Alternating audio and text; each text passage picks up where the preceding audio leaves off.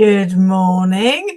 Morning from me and Foggy. I'm using this as the opportunity to say good luck to England against New Zealand today. You can do it. But for those people that follow Foggy and think, yeah, okay, we get that she likes rugby, why does she go on about it? Because I believe in using opposites to raise awareness of ME. And that's what this live is going to be about. So I'm going to put Foggy down because he's a bit distracting. So long-time Foggy followers will know that I am a massive rugby fan. I'm a Northampton Saints fan, but I tend to only post about England rugby because that's where I get most engagement from a lot of my followers who are Scottish, Welsh, Irish. And so, yes, I'm a massive rugby fan. That's in my family, so that's a family thing. But I'm also part of the Royal Marines family. My dad's a former Royal Marines bandsman. We've got links with the RMA charity. Awful lot of my friends are former Royal Marines. And both have got mind over matter in common. And it's something that I grew up with. You're feeling like absolute rubbish today, but come on, pull yourself together. You can do this. And, we've all seen the Royal Marines adverts where it's 99.9% don't have the mindset. The ones that are successful are the ones that can feel like they've been run over by a train, but can keep going. And this kind of links in with what I see as toxic, as my own personal opinion, this narrative around people that can push through their illness, whatever that illness is, are the ones that need to be celebrated. People that simply can't never seem to be praised or get in the headlines. If you've run a marathon while living with XYZ, then great. But if you are physically so unwell, you're somehow seen as less than. So this whole thing about mind over matter irks me, but I can see why it would be a positive thing with things like rugby, world-class sportsmen, and Royal Marines or other branches of the military are available. But obviously I'm RM family, so it's something that's massively on my radar, and it's something that I grew up with. And it took an incredibly long time for me personally to smash through that narrative. For the first 7 years that I had ME, but I was living with a CFS diagnosis, I'd never been diagnosed or looked at through the lens of ME diagnostic criteria. I now know, a long time after diagnosis with CFS, that I meet the diagnostic criteria specifically for ME. I've got post-exertional malaise. So anyway, that's a very long, complicated story, and I'm not going to go there. But it took me a long time, and it didn't help when I got diagnosed with CFS, chronic fatigue syndrome, that my GP literally said to me, all you need to do is increase your activity. I'll give you some fluoxetine to help with the depression and anxiety. At that point, I didn't have depression and anxiety. And the fluoxetine actually gives me worsened fatigue. And when I flagged that with the GP and said, it's making me feel more fatigued, I don't like it. And they went, well, it's either that or you'll feel more depressed. What would you rather? And it's like, well, anyway, but that's because this particular GP thought that it was a psychosomatic mental health problem when it's not. Anyway, so I was going to the gym, I was working full time. At no point in the first 7 years of my illness did anybody say you need to be taking your foot off the pedal, because trying to push through is making you worse. And with hindsight, I can see that I was going to the gym 3-4 times a week, and I didn't realise the reason why I felt significantly worse 2 days later. I just had no idea why. I just thought it was normal. I worked hard a bit. I worked out a bit too much when I went to the gym. It'd be fine. I'll just go to the gym again and, try and ease my muscles and it'd be fine. Zero idea that I was living with something that caused post-exertional malaise, which does exactly what it says on the tin. Post-exertion malaise is a rubbish word, but it causes all my symptoms to exacerbate, plus it causes a few additional ones. And if you continue pushing through on a regular basis, you have a much higher risk of deterioration. And I consider myself very lucky that I don't have moderate or severe ME, because I was doing everything unknowingly, but everything I possibly could to give myself worsened ME. Oh, by the way, that's from my blood test the other day. Just ignore the bruises in random parts of my body. So yes, I was pushing through. I was working full time. I started foggy while I was working full time. So I was putting in maybe a 12-hour day and going to the gym. And then miraculously out of nowhere, after a few years, I was like, I can't do this anymore. I just can't do this anymore. I don't have the energy. So this links in with rugby because it's physical fitness. And, you know, you can't accuse anyone living with rugby of being deconditioned, which is what people with ME get chucked at them all the time, where science and research has shown that ME is not deconditioning. When it first starts, ME, CFS is not deconditioning. And feel free, if you don't believe me, ask me. I can find you the research and science to prove that. However, obviously, over time, if you haven't been able to physically exert yourself, then yes, a little bit of deconditioning may creep in, but it is nothing to do with the root core of the illness. Right, so let's just say that there. So anyway, so as I said, I've always believed in raising awareness of ME by doing the polar opposite. That's why a few years ago, many years ago, like nearly a decade ago now, I did Foggy Does Sport to highlight that people living with ME usually, I mean, there is a percent, like maybe 10% who are able to exercise regularly. And I don't just mean taking your dog for a walk, I mean go to the gym, go swimming. But that's usually with the acknowledgement that you will feel awful a couple of days later. But as I say, it's nothing to do with deconditioning.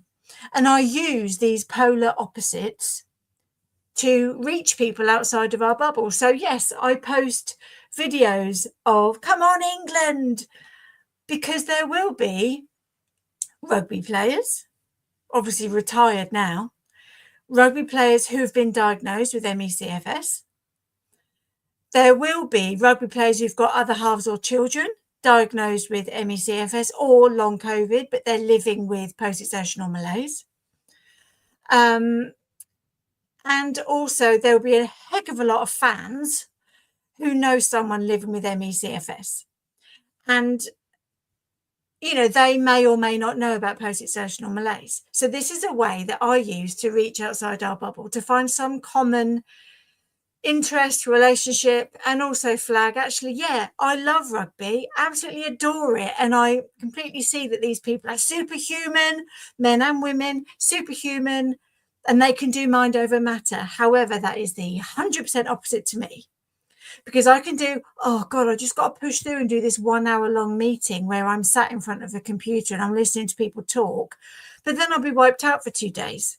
There's no way I can think, oh, I feel a little bit off today, but I'm going to go out and pummel people on a pitch and, you know, go for the world title or whatever it is. You cannot do that as much as we would love to.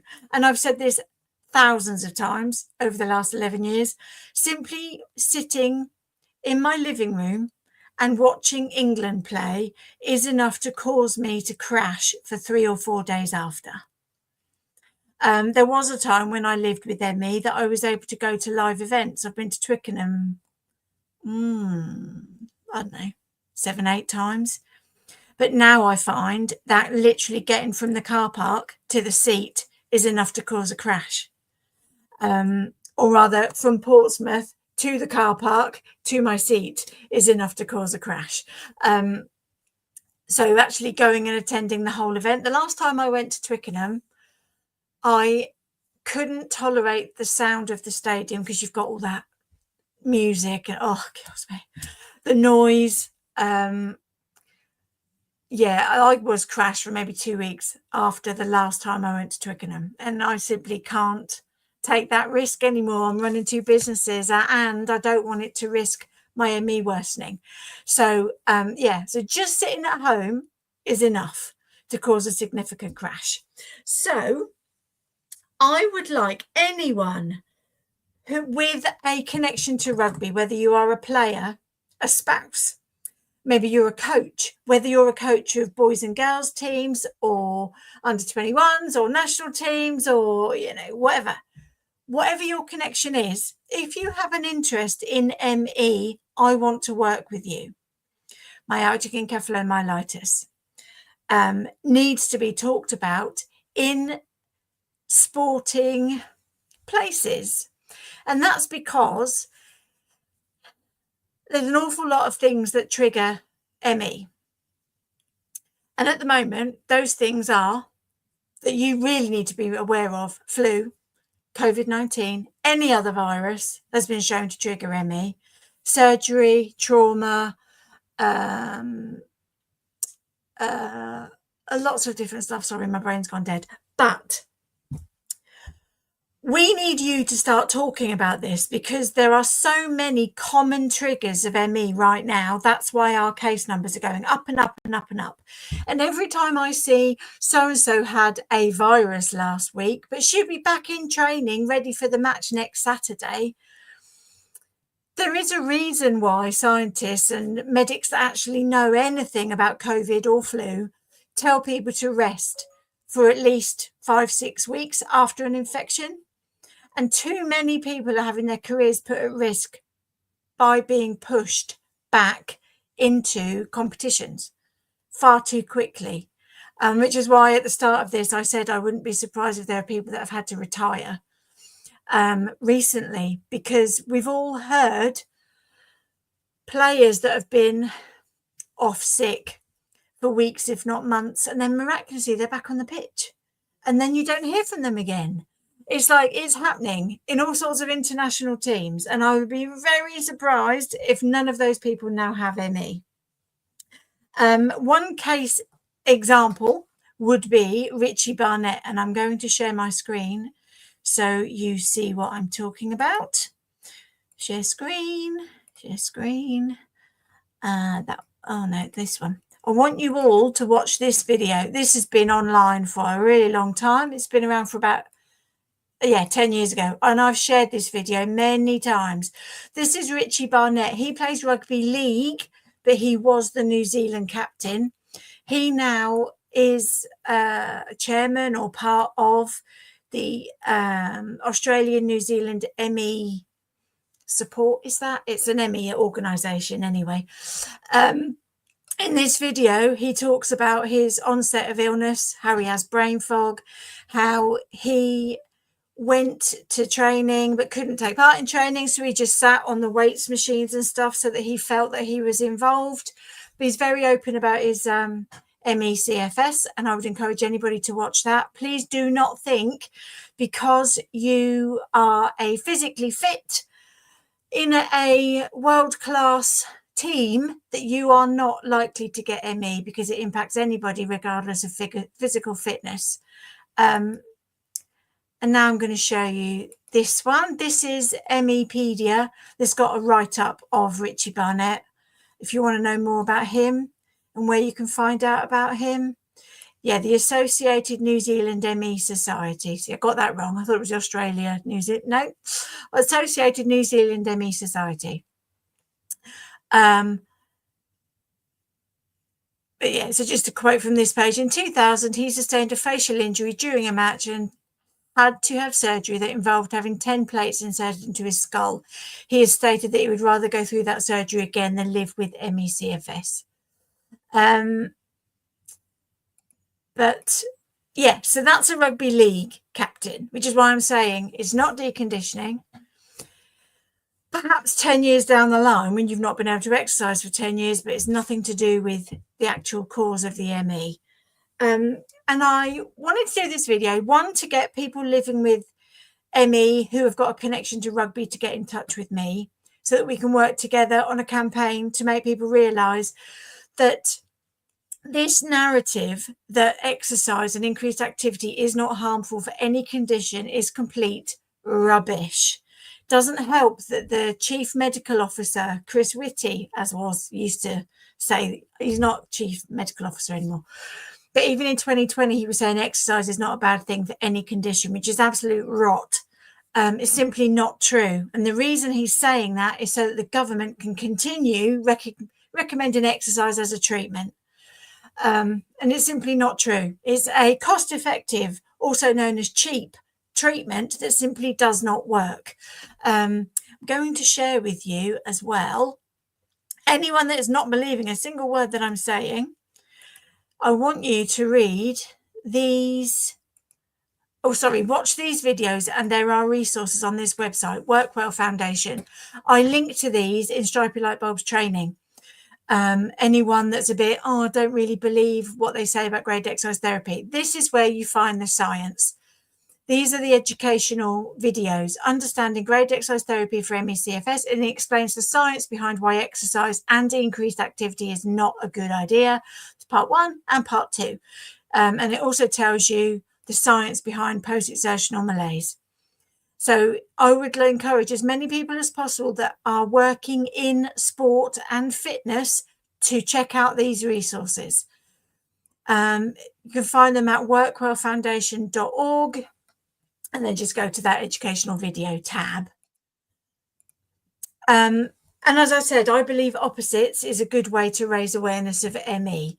So sticking with people that already think that, yeah, exercise can harm some people isn't going to help to raise awareness of ME. So if I can build up a working relationship with ME sore throat, with anyone that works in the rugby sphere or sporting sphere would be fantastic, because with Stripy Lightbulb 3-4 years ago, we did this work. I'm going to share my screen again, 2 seconds. We did this work, and Chantel, my director, Stripy's director, we wrote this in January 2022. So this is what Chris Whitty stated in 2020, I think it was. There is no situation, there is no age and no condition where exercise is not a good thing. But weirdly, after we posted this blog, people with all sorts of conditions came out and said, actually, yeah, my doctor told me I've got this cardiac issue and I've been told do not exercise, do not increase your activity whatsoever because it could kill you, etc., etc., etc. So this narrative that exercise is not bad for anybody is absolute tosh. Anyway, so I'd encourage you to read this blog. You can find it on stripylightbulb.com. It's still on there, from 2022. And Chantel Martin, one of our directors, wrote it. She's also an occupational therapist, but initially trained in exercise and sports science. So she's done lots of courses and she knows what she's talking about. I'm very pleased that she's one of my directors. And as she says in this blog, deconditioning is not the primary reason for ill health in these cohorts. So she mentions the NICE guideline. But I should make it clear that the NICE guideline is still not being adhered to because it's not mandatory. And people with ME are still being told to increase their activity levels. But this blog was part of our Mindset Reboot campaign to educate educational professionals about the detrimental impact exercise can have on people who have PEM. But we hit a massive brick wall. People just simply were not interested in listening. Probably because sport and exercise is billions and billions and billions dollars, pounds industry, and lots of people were applying for contracts to help rehabilitation for people living with long COVID and ME and lots of other illnesses. But be in no doubt, if someone living with ME comes into your rugby club, I'm just going to use rugby as an example because come on, England. But if somebody comes into your rugby club and says, I've just been given an ME diagnosis, my GP said I just need to increase my activity, I want to come back to a bit of light training with your rugby club, but the long-term plan is to come and play for you. You need to know about post-exertional malaise. You also need to know that someone that's just getting over a virus, if they're, I just feel extra tired, you need to wait until they feel ready to come back to a pitch, because that could be your top star worth mega bucks to your club and to your fan base. and you risk destroying their career by pushing them to go back to work too soon. I know you've got money invested in them, but you have to think long term. If they get post-viral illness, they have a big chance of going on to develop ME/CFS. So this is for your benefit as well as ours.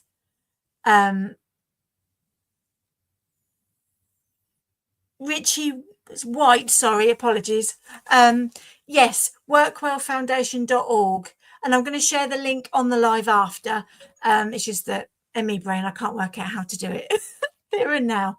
Yeah, thank you for watching.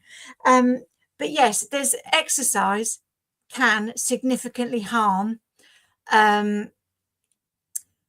people living with post-viral illness, whether that goes on to ME or not. This is why people are having It's weird. For the first 3 years of the pandemic, it was all rumour and anecdote, but now there is science out there to show that long COVID-19 is causing cardiac events. And in a lot of sports people, that's because they went back to their fitness far too soon. Obviously, with my ME head on, I'm talking about ME prevention here. From the start of the pandemic, I was saying, if you are a regular gym goer, please take it easy. Minimum 6 weeks. Do not exercise other than taking your dog for a gentle stroll, doing your usual activities, but don't increase it. Don't think, I feel really deconditioned, I need to get back to physical fitness. It's not deconditioning. You haven't been doing nothing. I don't believe that you've been in your bed not moving for 6 weeks. You've still been having to go shopping, take the kids to school, all this kind of stuff. It's not deconditioning. It's too soon. You're feeling like rubbish because you've just had a virus, and that virus could still harm you further.